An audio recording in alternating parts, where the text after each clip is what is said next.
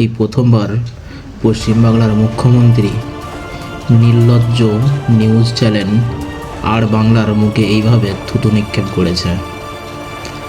আর এইভাবে পশ্চিমবাংলার মুখ্যমন্ত্রী মমতা ব্যানার্জি আর বাংলার মুখে থুতু নিক্ষেপ করার পরেতেই সাধারণ মানুষ ক্ষিপ্ত হয়ে দিদির সুরে সুর মিলাতে লাগলেন আর বাংলা দালাল। আর বাংলা এমন কি প্রশ্ন করেছিল, দেখুন এই ভিডিওটি।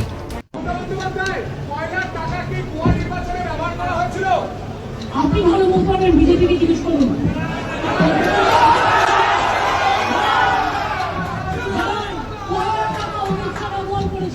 অমিত শাহ ব্যবহার করেছেন, রাজনাথ সিং ব্যবহার করেছেন, জগন্নাথ চট্টোপাধ্যায় ব্যবহার করেছেন, শুভেন্দু অধিকারী ব্যবহার করেছেন।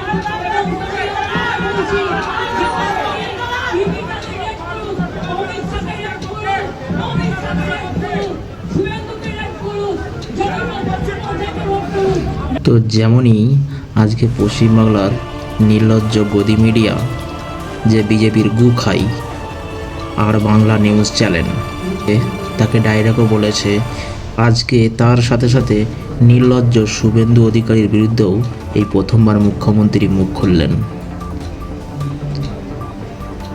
এমনকি তিনি মোদিকে এবং অমিত শাহকে কারোকেই ছাড় দেননি, কারণ উনি ওনার দিক থেকে ঠিক।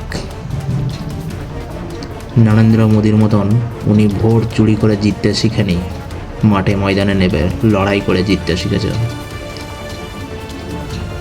বিজেপির নেতারা যতই মনে করুন হিন্দু মুসলমান দাঙ্গা লাগিয়ে আমরা পশ্চিমবাংলার ক্ষমতায় আসব, চিন্তা করবেন না।